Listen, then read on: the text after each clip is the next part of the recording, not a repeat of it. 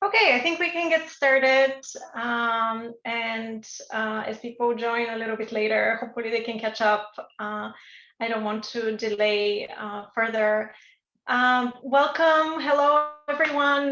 Thank you for joining us this evening or morning or afternoon, regardless of where you are in the world. Thank you for being with us for our discussion with Ms. Cecilia Jimenez-Damary, the UN Special Rapporteur on the human rights of internally displaced persons.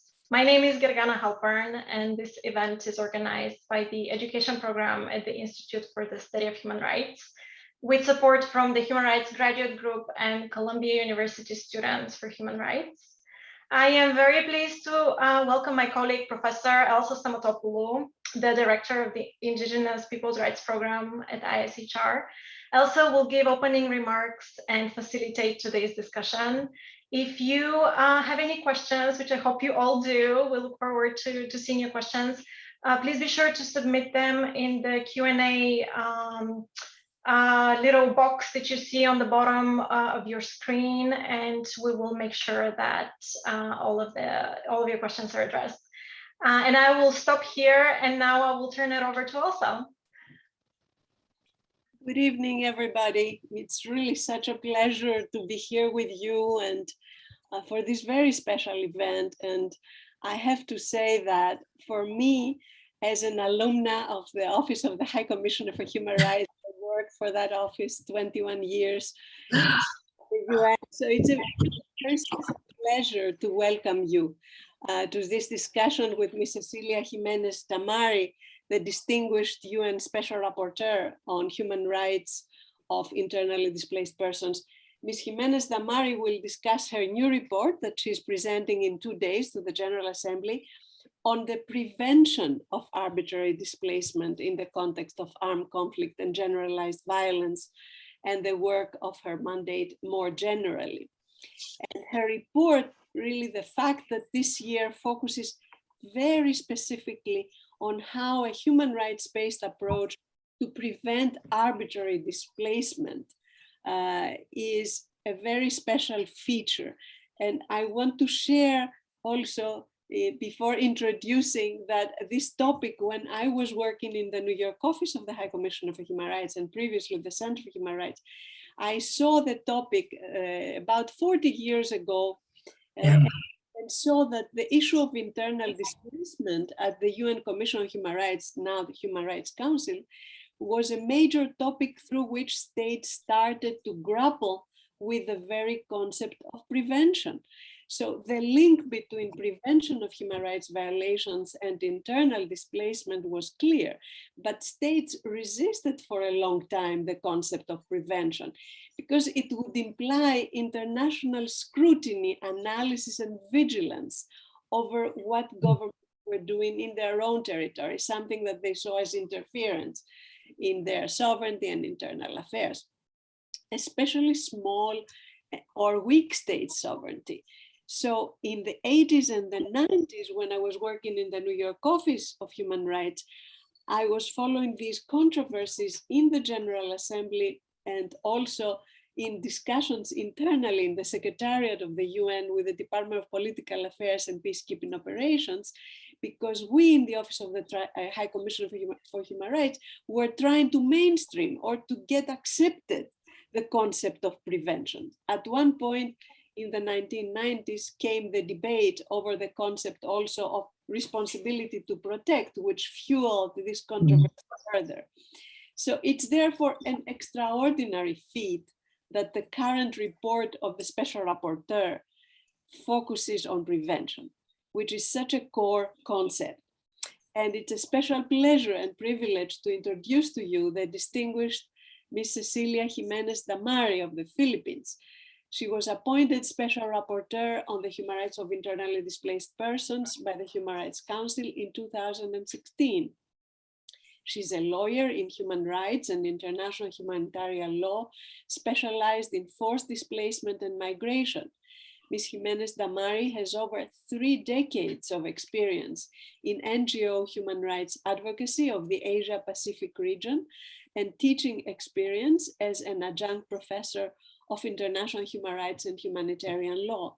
Ms. Jimenez-Damary previously acted as Senior Legal Advisor and Trainer, Internal Displacement Monitoring Center of the Norwegian Refugee Council in Geneva, as the National Director of the IDP project of the Commission on Human Rights of the Philippines, and as the government representative to the Philippine Transitional Justice and Reconciliation Commission for the Bangsamoro in her country.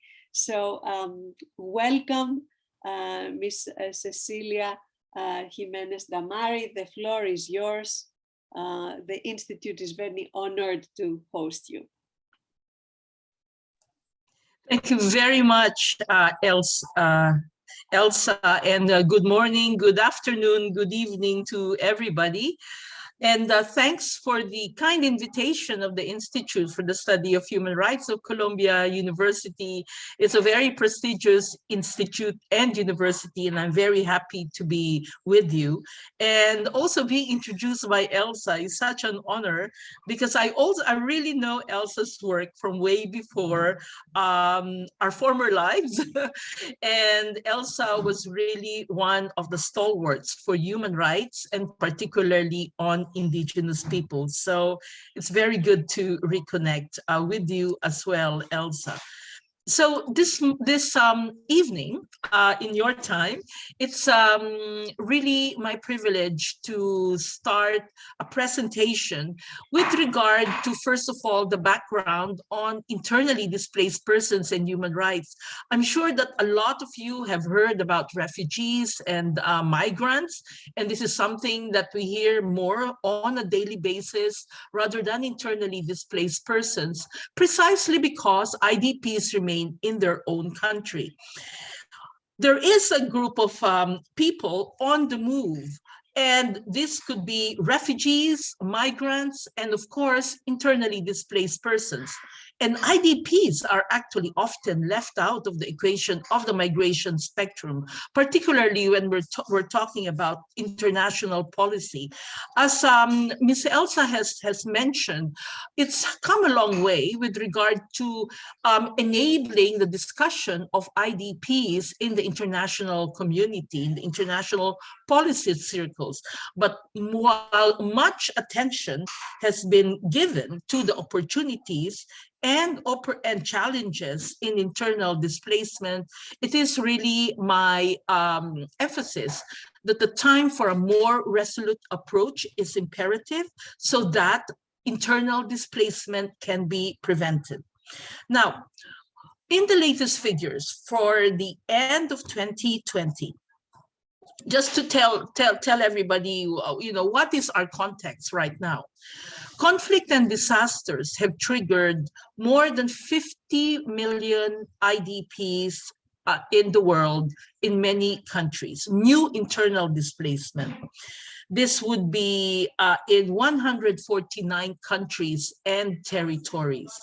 At the end of 2020, there were actually more than 55 million persons living in internal displacement in the world, 48 million as a result of armed conflict and violence, and 7 million by disasters. Some of the more than the other millions of persons have been able to go back. But this 55 million plus 7 million IDPs that I'm talking about is a combination of new IDPs that happened in 2020. Can you believe it? During the COVID pandemic, in addition, and of course, the old, so to speak, the old internally displaced persons who have not found solutions. Now, most of the 23 million internally displaced persons are under 18 years old. There is an increasing rise in gravity and intensity in internal displacement situations worldwide. And the number, just the number alone, indicate the urgent need for states to dedicate increased efforts to prevent arbitrary displacement. It has, however, become harder to enhance compliance with international human rights law, international humanitarian law. Political solutions have become more elusive, and displacement is increasingly prevalent and protracted. Situations of internal displacement have also been compounded by the COVID pandemic and its far-reaching effects. And despite the call of the United Nations Secretary General for a total ceasefire for all parties to conflicts and violence in 2020, precisely in order for people to recover, to heal from the pandemic, of COVID pandemic, that call went, unfortunately, unheeded. Now, the majority of those recorded displaced by armed conflict and violence remain in what we call protracted displacement, that is, no durable solutions in sight, for an average of 20 years. Yes, you heard it, 20 years. This means that generations of internally displaced children are growing up in displacement, with their education and social development negatively impact, and as well their integration into society. Disasters are known to cause multiple displacement, and while onset disasters have started to cause internal displacement for areas in many countries, these areas will actually become inhabitable. In addition, I would like to add that most of the time we talk about IDPs because of armed conflict and violence, and of course because of disasters, so-called natural disasters, be it connected or not with climate change. But there is also an unknown number of people who are displaced by development projects, by land grabbing, other human rights violations such as illegal evictions. Now, over the years, the numbers keep on rising. I've been on this mandate since 2016. I've had 3 fantastic predecessors on this mandate of the Special Rapporteur, the human rights of IDPs, Professor Deng, Professor Walter Kellin, and Professor Chaloka, and myself, the first woman and the first Asian and the first appointee to this position from a country that has internally displaced persons. And it has become worse in the sense that we have more issues on our plate than ever before. The protection issues and assistance needs are becoming more grave and urgent. So for the protection and assistance to IDPs, as you would know, working and studying on human rights, the states remain firmly and rightly responsible for the situation of internal displacement and the human rights of IDPs, whom we call rights holders, and the states are called duty bearers. The states, through their governments, have the primary responsibility to prevent arbitrary displacement, to protect IDPs, and to find solutions. This is an important premise founded on the principle of sovereignty as responsibility. This is embodied in the United Nations Charter and reiterated in various international instruments, among which is the guiding principles on internal displacement. The GPID, or the guiding principles, were adopted by the UN in 1998 under the aegis of the very first Special Rapporteur, Professor Francis Deng.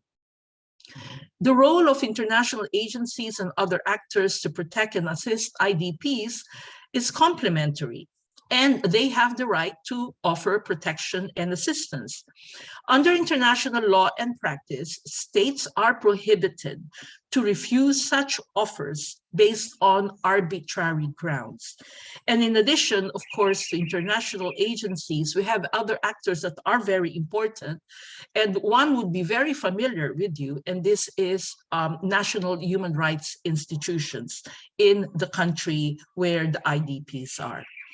So let me just lay down the ground by asking everybody what makes internally displaced persons different from refugees and migrants, bearing in mind that there are different groups of persons who consist the spectrum of mobility, and that such mobility is a feature of human civilization from prehistoric times to the present. Now, the guiding principles on internal displacement provide us a very good descriptive definition.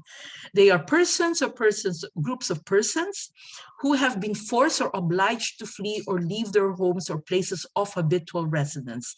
So there is an element of being forcibly moved or forcibly displaced. And why is this? It could be to avoid the effects of armed conflict, generalized violence, violations of human rights, and natural or human-made disasters. And very importantly, who have not crossed an internationally recognized state border. Once the person or persons have crossed an international state border, then that person would not be an IDP anymore under international law, but would become probably more people that we have met in the US, for example, in your case, migrants and refugees. The definition provides a distinct nuance of non-voluntariness of mobility. It provides probable causes and territorial application. And it must be stressed that being an IDP does not confer a specific legal status, contrary to refugees, for example, or asylum seekers. In other words, IDPs enjoy the same rights as any other citizens or nationals in the country of displacement. However, internal displacement, as one of my other predecessors have said, Professor Walter Kellin, said that internal displacement is a process of loss. But what that loss means is a lot to the person who is fleeing, because they've not only lost material stuff, their homes, their lands, the security and safety, but they have also lost the normality that would normally enable them to claim their rights as citizens of the country. And this is why we give special attention to internally displaced persons, because of that process of loss. We must therefore ensure that the attention to the protection to IDPs is placed firmly in the context of national responsibility of states, but also in the continuing of mobility with the support of international and other local actors. Some internally displaced persons may be motivated and able to cross borders to become migrants, refugees, asylum seekers. On the other hand, refugees, migrants, and those in exile from the homeland may even return to their own home countries, only to find themselves in secondary internal displacement. So there are very different, specific situations, but what makes them all common is that they're back in their own homelands, or if they're or their places of the countries where they reside, because they may also be refugees who may be displaced within a particular country. But it is important that the state hosting, so to speak, or the state who has the jurisdiction over that territory exercises that state responsibility for human rights. Given the current situation, there are growing challenges for prevention, protection solutions that dictate the need to push for international support for such national responsibility. This is the reason that I have also decided that in my report to the General Assembly, which will be delivered in 2 days' time, I'm concentrating on the importance of prevention of conditions for displacement and prevention of arbitrary displacement. The augmentation of the number of IDPs, increasing gravity and protection and assistance needs, the growing pressure on protection and assist and humanitarian aid on states and donors and the international community have made it clear that more has to be done to prevent crisis and address the root causes and triggers of displacement, preventing arbitrary displacement in line with international standards is again the primary responsibility of states. And this is where the pickle is, because that means really looking at the internal affairs affairs of the states, from the international point of view. However, such prevention protects the population from the harms associated with displacement. Preventing displacement, arbitrary displacement, is also in the interest of states, as it can avoid fragmentation of social cohesion and be less costly and easier in governance than responding to displacement once it has occurred. I would like at this point to emphasize, however, that liberty of movement and freedom to choose one's residence are rights protected under international human rights law, and that displacement itself can have a protective nature and prevent other harms and human rights violations, especially in situations where people have to leave their homes or places of habitual residence in search of safety and security. It is also important to recognize the dangerous situations of persons trapped in conflict zones who must be allowed and enabled to leave the area. Therefore, my report concentrates on this fact, that preventive measures must focus on addressing the conditions that lead, first of all, to potential displacement, and on protecting people from being forced to leave their homes in line with international standards. But at the same time, this must not hinder civilians from seeking safety or aim to protect human mobility.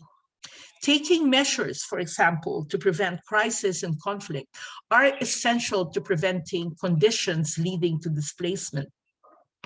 Such measures are wide in scope and prevent a range of human rights violations, which include but are not limited to arbitrary displacement.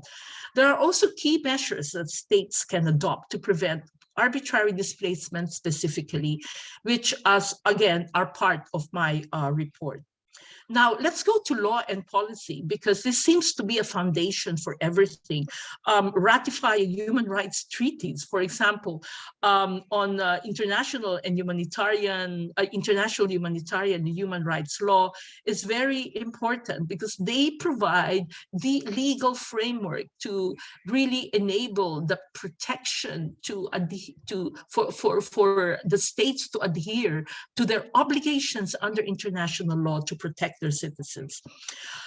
There is no convention right now for the protection of the human rights of IDPs. What we have is the guiding principles on internal displacement, and the GPID, even though it is soft law, it is a conglomeration of many hard law which find themselves in the principles themselves of the guiding principles, saying, for example, no IDP should be subjected to torture. No IDP should be subjected to arbitrary detention. These are hard law that can be found in relevant human rights treaties. So it is very important to use the guiding principles, not merely as a reference, but also as a legal framework with regard to law and policy. The only convention, legally binding convention, that we have on protecting the human rights of IDPs is actually in Africa at the regional level. This is the Kampala Convention, which actually obligates African states, states parties to the convention on many of the human rights, actually practically all of the human rights that persist, that exist and are provided for by the guiding principles on internal displacement. Laws and policies are really important because they relate to the protection of IDPs needing an appropriate response to internal displacement when it occurs, and therefore hopefully also preventing multiple displacements. There are also many laws that may have discriminatory effect on internally displaced persons in the exercise of their rights. One thing I can already tell you, one thing that I'm working on is political rights. And I think it's really important to enable this, because most of the right to vote, the right of a person in a normal situation to politically participate is naturally based on the residence of the person.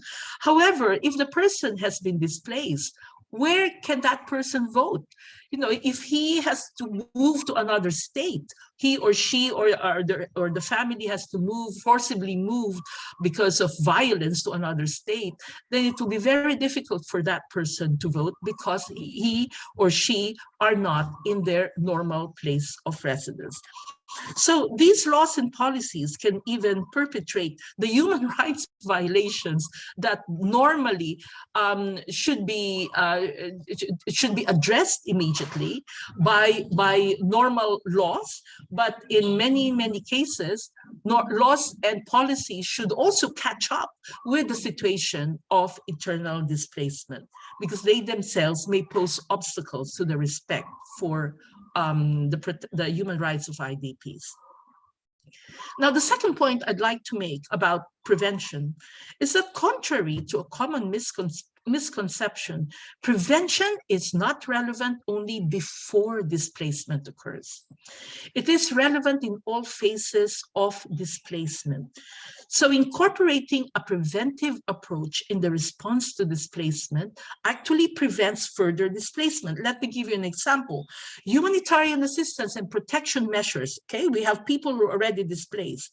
While addressing the immediate needs of IDPs, also prevent secondary displacement, because humanitarian assistance and protection measures being provided by, let's say, government or the UN High Commissioner for Refugees and many humanitarian NGOs, they actually prevent secondary displacement by creating conditions for people to stay in safety and dignity in an area pending a temporary solution to their displacement.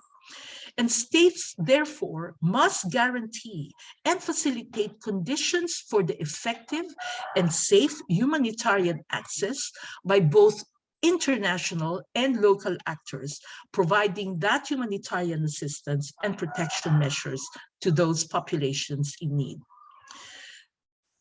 Also, a preventive approach is very important in durable solutions and developmental processes. They must be designed and implemented in respect for human rights to prevent the recurrence of arbitrary displacement. I have seen this far too often in my visits to many countries. Political interests determine most of the time government policies that favor one type of solution to internal displacement over another. Authorities, for example, push through plans that might not meet the required standards because it is not nice to have internally displaced persons.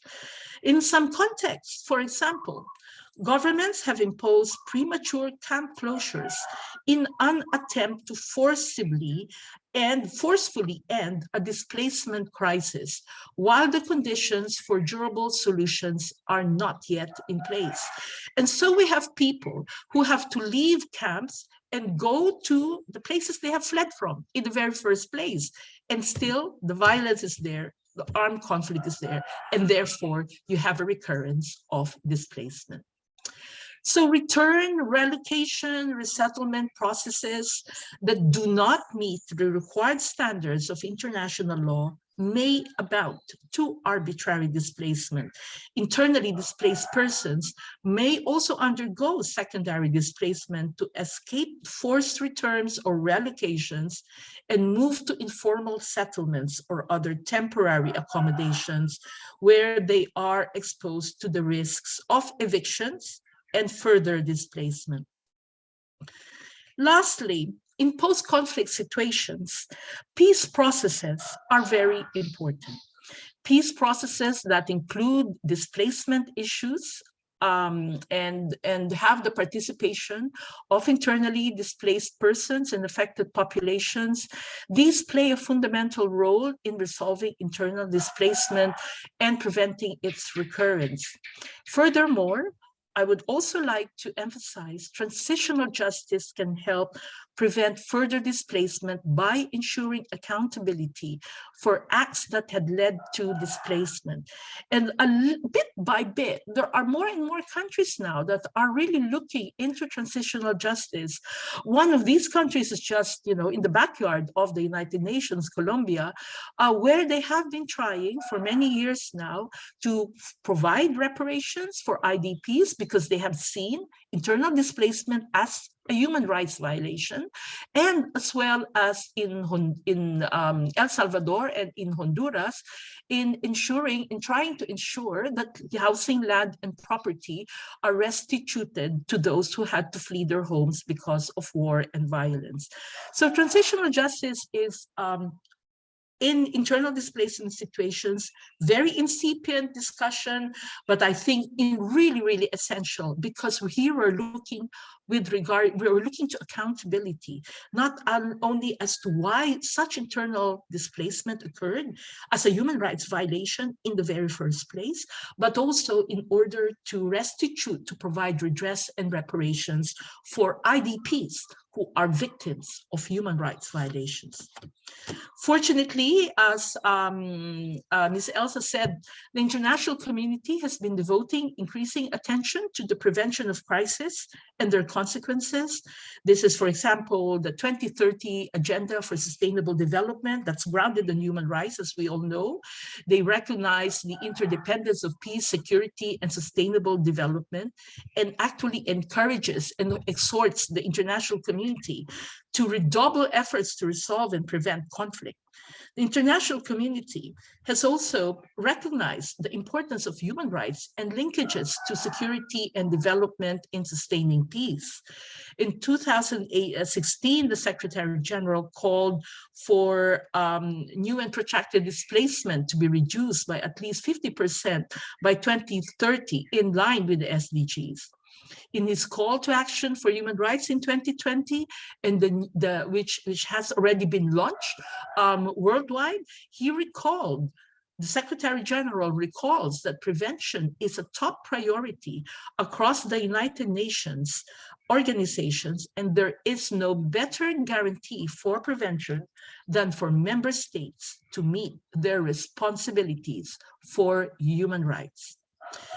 Prevention is therefore a key challenge, and for preventing arbitrary displacement to addressing root causes directly or indirectly, also by reducing risks when it comes to disasters, by providing solutions to current situations through durable solutions and preventing its recurrence.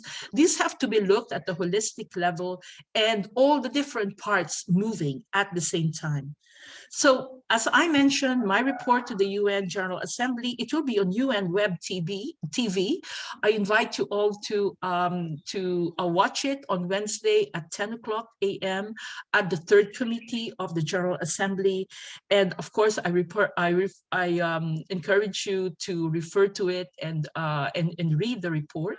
The report covers more explicitly an analysis of the issue, including prevention of recurrence, for example, through arbitrary camp closures, which I have seen too often enough, unfortunately, and as well as recommendations on priority issues for states and organizations facilitating conditions to prevent arbitrary conditions. So a preventive approach, in conclusion, is a preventive approach to arbitrary displacement cannot be disconnected from a human rights-based approach. Human rights violations are usually causes and consequences of arbitrary displacement. As such, human rights monitoring constitutes an effective early warning mechanism. So building a human rights constituency, ensuring human rights is part of the solution rather than a problem as far as states are concerned, and realizing human rights is the main path to preventing crisis and related displacement. These are really very essential. And without taking a human rights-based approach, we also will miss out on the situation of different groups of people, for example, and their agency and coping mechanisms, which are essential elements to inform prevention and protection strategies. And when we talk about human rights-based approach, we must not forget that there are different groups as well: indigenous peoples, children, women, people, elderly people, people with disabilities. In all of these issues, I have some reports. I have a GA report on the rise of internally displaced person, a report that I really looked at the situation and human rights of persons with disabilities when they are displaced, and what states and human rights actors can do about that. But last but not the least, IDP participation is essential. It's actually my very first report to the General Assembly in 2017 when I spoke about IDP participation, because it is a right of people to participate politically, economically, socially in their own milieu with regard to decisions that affect them. And this right, human rights, are not taken away just because you are internally displaced. Human rights have to be even more given attention because you are displaced. And this is part and parcel why participation is very important, participation of IDPs, because who would know better about their own situation than the internally displaced persons themselves? For me, they are the experts on the situation, and they would be the guide for people like me who would be taking the cue as to where policies, laws, and programs and activities should go to be able to help them protect themselves. Human rights-based approach is really essential as well. Last of all, because it is what we need to shift the discourse of national sovereignty to responsibility on human rights law obligations. So I hope that many of you, if not all of you, will be watching the presentation of the report. It would also be very instructive, particularly for the students, because there you will see it's an interactive dialogue. And so many states will make their positions clear on what they think prevention of arbitrary displacement is all about, as far as their domestic and foreign policy issues are concerned. And this interactive dialogue for each of the special rapporteurs only lasts for 1 hour. And so I'll be presenting the report very quickly. And then after that, the states and also international organizations take the floor. And then there is a chance for me to make replies to the questions that they may ask. So finally, where does the mandate of the Special Rapporteur on the human rights of IDPs come in? I think a lot of you studying human rights would know the general aspect of what special procedures are in the UN Human Rights Council, its history, why it's there in the first place. But let me just give you a rundown just to put things together. And as far as the mandate that I hold is concerned, of course, we are all appointed by the United Nations Human Rights Council. And like most everybody else, I also report to the UN Human Rights Council and to the General Assembly annually. And this is really the chance where I am able to look into very specific issues, like the issue that we're talking about tonight, prevention of arbitrary detention. You know as well that we are independent. We have no salary. We're doing this on a voluntary basis. We have diplomatic immunity though, and the support from the United Nations OHCHR. And in my case, I have been very privileged to have the support of many international humanitarian agencies as well, like the UN High Commissioner for Refugees, the International Organization for Migration, etc.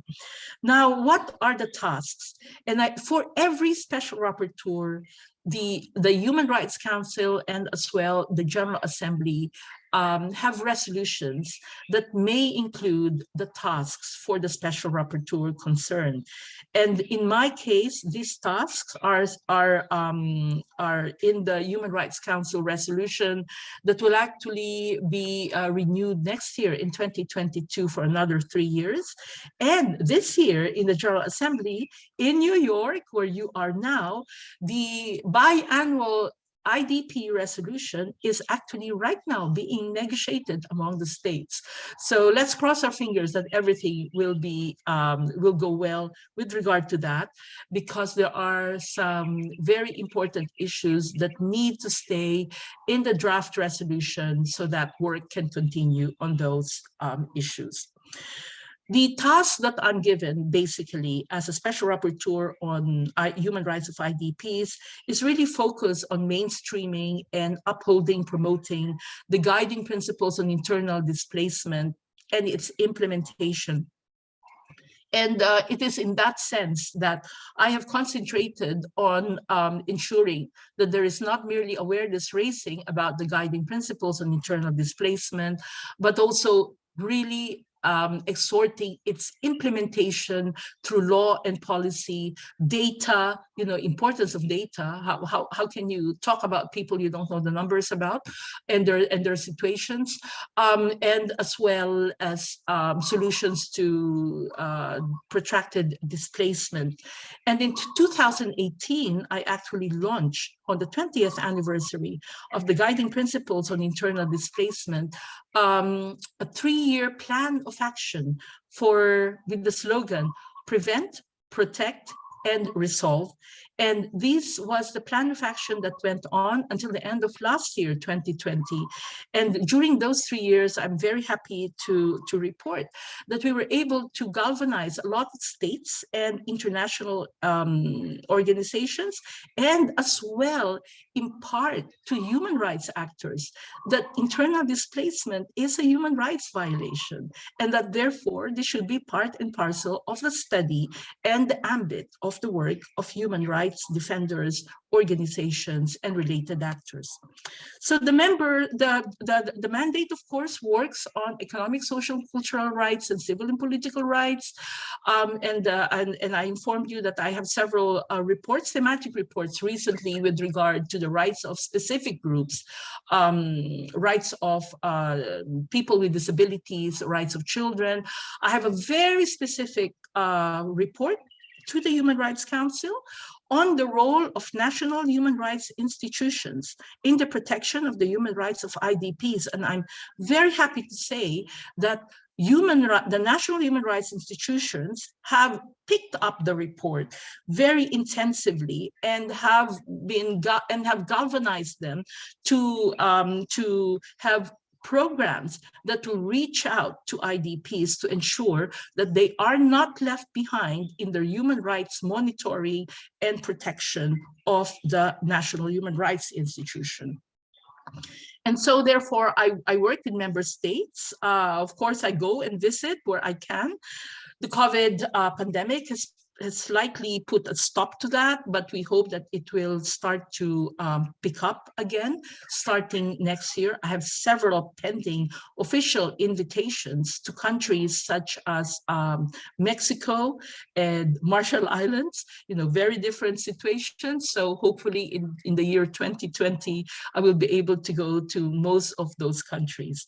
And naturally, like any other special rapporteur, I also issue communications based on submissions from civil society, academia, and the victims of human rights violations themselves. All in all, the work that I do as a special rapporteur for looking at the broad issue and very challenging and complex issue of the rights of internally displaced persons really focus on prevention, protection, and solutions. And it's clear, of course, that situations of internal displacement and of IDPs grow dire every year. And this is really the continuing challenge. I end my own mandate, my own term rather, next year, October 31, 2022. And this year's COVID-19 pandemic has exacerbated the vulnerabilities of IDPs. Just talk about access to vaccines. A lot of them, majority of them have not had the vaccine, despite calls for equality, for vaccine as immunization as a collective good. And as we know, during the pandemic, despite the pandemic, conflict and violence have continued to rage in some countries, and hundreds of thousands of new people forced to leave their homes. So the challenge goes on, but I would like to leave you really with this aspect that, contrary to accepted practice, internal displacement is not merely a humanitarian issue. It's not merely an issue that has to look at development only. We can only do this if the IDPs themselves are protected from the very beginning, if there is a peace, if there is a prevention of displacement, arbitrary displacement. All of these prevention, protection solutions, they all go together. And that can only make sense to the IDP himself, herself, if it concerns the protection of their human rights. And this is the challenge to us, human rights persons, because it is the knowledge, the experience, the expertise that we have that has to be applied to the situation of internal displacement, so that hopefully internal displacement will be more of an exception rather than the growing rule that we are seeing right now. I will end there, and I thank you very much for your attention. Thank you so very much, Special Rapporteur Jimenez-Damary. We are very happy to hear your presentation and to read your report, which is a very deep analysis of the issue. And we see from the report and from what you said that so much progress has been made actually on the concept of prevention, and it's more accepted. And we find it even in national laws that speak about internal displacement. And even in the UN, there is an interagency mechanism now focusing on prevention. So one question is whether you can speak to the sensitivities of states. Have they been changing in your opinion? What has helped them? And if so, what is helping them change? This is one question, and I want to immediately pick up a question from our participants. Could you share, the second question, could you share with us a couple of examples of success from your perspective where IDPs prevention worked or where the violation was reversed? So let's start with these two and then we go to further down. Thank you very much. Thank you so much for the questions posed. First question is really interesting. And, you know, I'm on my last year as a special rapporteur, as I have shared with all of you. And I think this is really the year that I'm really looking forward to it, to consolidate the learnings that we've had over the many years. The guiding principles is now more than 20 years, and definitely we have learned a lot from that. And we have looked at that in the plan of action, the GP20 plan of action that I launched with many states and many international organizations. And one thing that we have seen there, and this is, I believe, really, really valid, is that the more that we have to look at incentives for states as to what would enable them to realize the prevention, for example, of arbitrary displacement has to be in the forefront of what they do, rather than needing to be in a position to respond to displacement once they occur. And the incentive is, of course, very important, and we have to make that more and more visible, that it is better to have social cohesion rather than the fragmentation of social cohesion. It is more costly, for example, to have to respond to displacement than not having displacement. It's the usual prevention is better than the cure, so to speak. But as well, one thing that I have seen with regard to laws and policies, for example, this has always been a pillar of the mandate. And you can find that in the resolutions on IDPs from the Human Rights Council and by the General Assembly. And one of the emphasis always is on law and policy. And states have come to realize that when they have a law, for example, on IDPs, that by itself is already preparing them in case they have IDPs, because sometimes internal displacement is involuntary. Like, for example, there is flooding, or the volcanoes will be erupting, typhoons, etc. I mean, these cause internal displacement, or we would have insurgents in a particular part of the country. At least the government is actually already prepared. There is already a focal point on protection of IDPs that is ready to take over.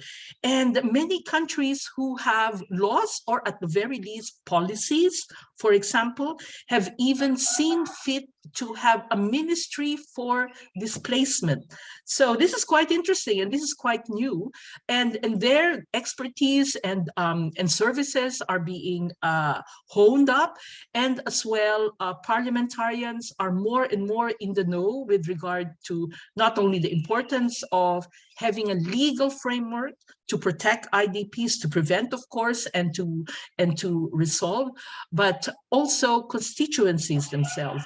One change that I have seen is because all the work that's being done all together by many different actors have come to the fore, that many internally displaced persons themselves are organizing themselves into constituencies. And we see that very alive, let's just say in the Latin American countries. I can speak about Honduras and El Salvador and Colombia. These are all in the papers, where they have formed themselves into organizations that actually claim their rights themselves. And this was like really breaks the ceiling of IDPs being merely vulnerable and merely needs assistance.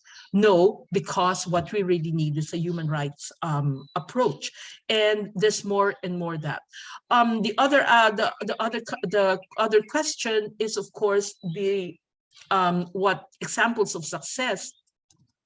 I have given you examples of success with regard, for example, to having enabling laws and policies at hand to prevent, at least mitigate the effects of internal displacement. Of course, not everything has been very successful, but at the same time, these are frameworks that can definitely be used. In my report, there are also other examples. And one example that I'm particularly happy to see, actually, is the example of having peace committees at the local level, at the community level, and where in the post-conflict situation, especially where you would like to prevent recurrence of violence or even armed conflict, it has been incumbent on some communities themselves to again organize themselves so that they are really more in the position to be the first frontliners when potential violence may occur. In El Salvador, I saw that, for example, where in the different barrios, they have organized around the church, interesting communities, committees consisting of local government, of the people themselves, the hosts, the IDPs themselves, and of course the members of the church, in order to ensure that mediation is ready, so that the maras will not be in the position to kick people out of the barrio. And when I went to El Salvador, you can see a lot of these little committees, little community organizations being set up. You know, it's not on the news, it's not on the national news, it's not on the international news, but prevention is really a different levels of society. Law and policy will need to be at the level of the state, but we also need the community level themselves telling us what we should support them for, rather than us telling them how we can support them. So I hope you will read the report for more examples. Absolutely. We will do that. All of us will do it. I wanted to come now to another question actually regarding the Kampala Convention, which is such a wonderful convention.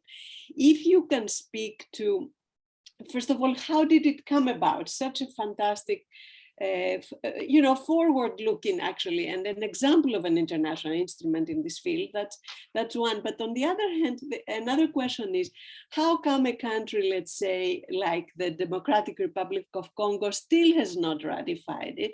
And what can the UN or the African Union and states and others and your mandate do to promote ratification of this amazing treaty?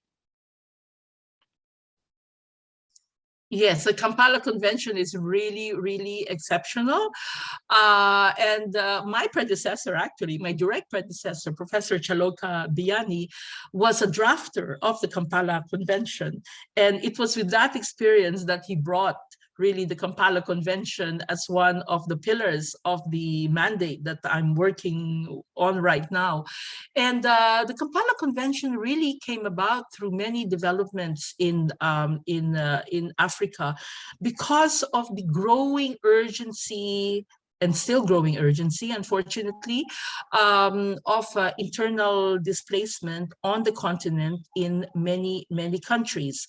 And however, what really made, I think, the click was the realization among the states of Africa, and with the facilitation of the African Union, that the prevention of internal displacement, and it can actually help the relationships as well among the countries of Africa, because internally displaced persons, of course, when they stay within the country, the states themselves, the government themselves have to protect them. They have the responsibility to ensure their well-being.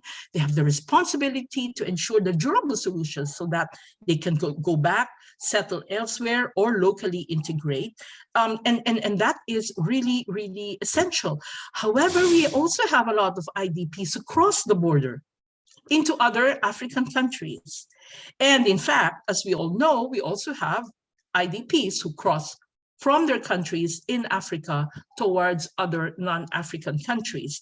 So it was that realization, I believe, that really enabled a lot of the discussions to come to a fruition. In fact, in Burkina Faso, which was one of the countries that have ratified the Kampala Convention.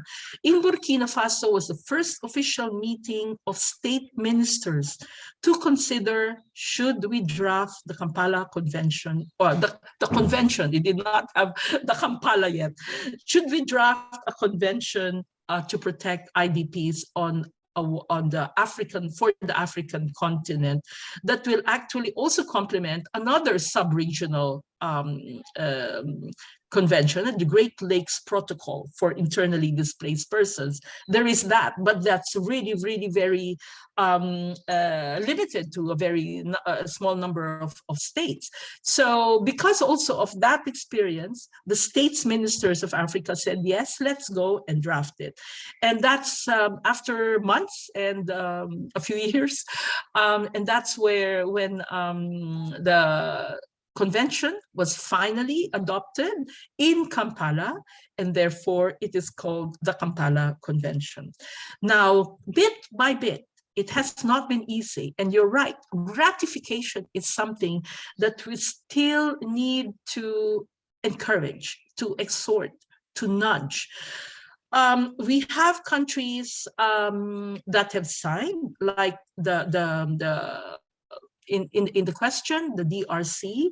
And in fact, the DRC 2 years ago, within the ambit of the GP20 plan of action, conducted that very big conference so that they will ratify the Kampala Convention. And indeed, as Tom has mentioned, they still have not.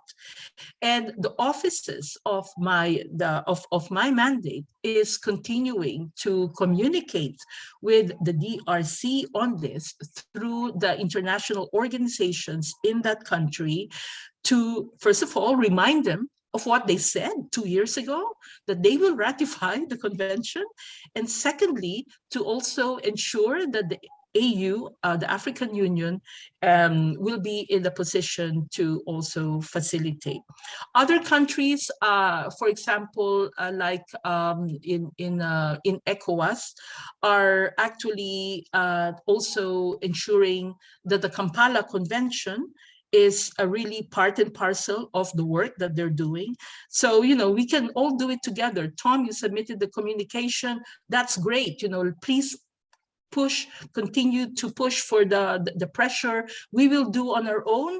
And, also in relation to your communication, we will, and of course, we will also continue to nudge the international organizations and our contacts in the DRC and the NGOs in the DRC, the human rights NGOs there.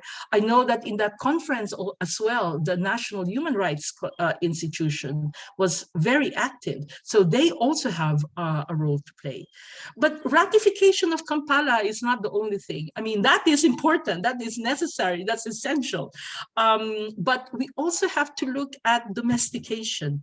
Domestication of the Kampala Convention, domestication of all the laws. International humanitarian law and human rights law are also important. For non-African, non-Kampala bound, we would of course have the international treaties as well. So in Africa, just going back to Africa, following my visit to Niger, I think 3 years ago, I was very happy to note that official visit that I undertook in Niger triggered the adoption of the very first law domesticating the Kampala Convention on the African continent. So we do have an example now of national legislation that really puts into the national context the obligations of the state on the Kampala Convention. We have 3 other states in mind right now that we have been eyeing and that we have been working with. Nigeria is one, for example. Nigeria has really been on the path to domestication of the Kampala Convention, and my office provides its services for them in terms of technical assistance. But domestication is not just for Kampala Convention, don't get me wrong. We have Honduras, which is on the way, hooray. We have El Salvador, which actually, again, following my visit to El Salvador in 2017, the Supreme Court, the Constitutional Court of El Salvador, the courts have a say here, actually made a decision telling the government in El Salvador that internal displacement is a human rights aberration. It is not a constitutional state when it comes state of affairs for human rights in El Salvador. And so that followed my visit immediately. And then after that, a lot of other things happened. And in El Salvador, they actually adopted the law on IDP protection just last year. So things may seem slow, but things are moving. We need to keep them moving. And definitely, I would agree, maybe we need to keep them moving even at a faster pace, but we can only all do this together. Thank you so much for giving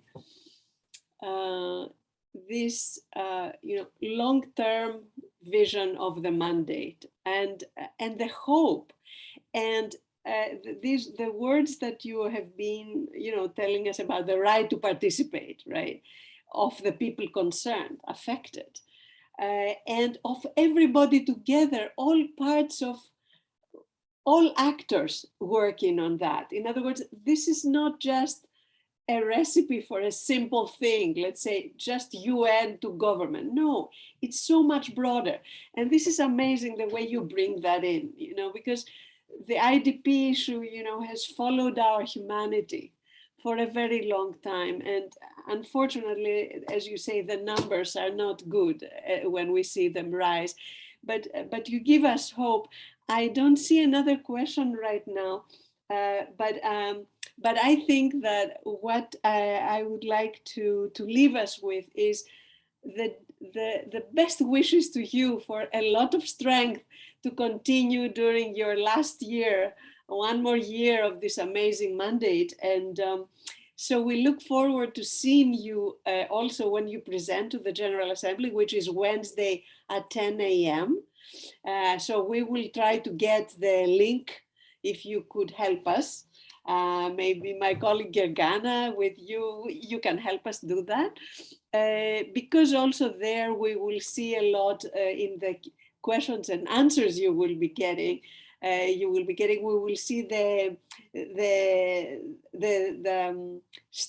strains of thinking, of political thinking, right, nowadays among different groups of countries, and what challenges we have ahead of us to break that. But you gave us such an amazing, you know, a hopeful vision there by saying that we are together. It's many actors together. It's not a simple, it's not one road, it's many forces together. And that gives us hope. So thank you for this hope.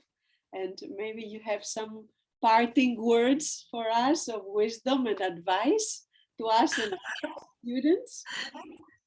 Thank you so much again for this opportunity, to Gergana and to yourself, Elsa. And of course, I would like to make a special mention of one person who made this possible. You know who you are, a student in the Institute. Thank you so much. And well, parting words, maybe not wisdom, but indeed, IDPs have been invisible for too long. And I think it's what we can really do is really make them visible, not leave them behind, and ensuring a human rights-based approach. This is the 76th anniversary of the United Nations. And when I think about the United Nations, I don't think about that Secretariat building that you have in New York. I think about us as being part of that, as being really the moving parts of what those international human rights standards mean, not merely to us, to states, but to the people that we encounter. And of course, least of all, IDPs themselves, but I think it is a value with the that we should hold to our hearts, particularly because of the backlash of human rights in many parts of the world and the increasing denigration of what human rights means and what it should be, when it should be actually the other way around. Many countries, many corners of the world, many different issues. But yes, I reiterate that we are all in together in this. There is solidarity that needs to be beefed up, and it's sink or swim together, so to speak. Thank you so much. Thank you so much, and good luck and good continuation of the work. Thank you. Thank you. Thank you very much. Thank you. Bye-bye. Thank you so much again.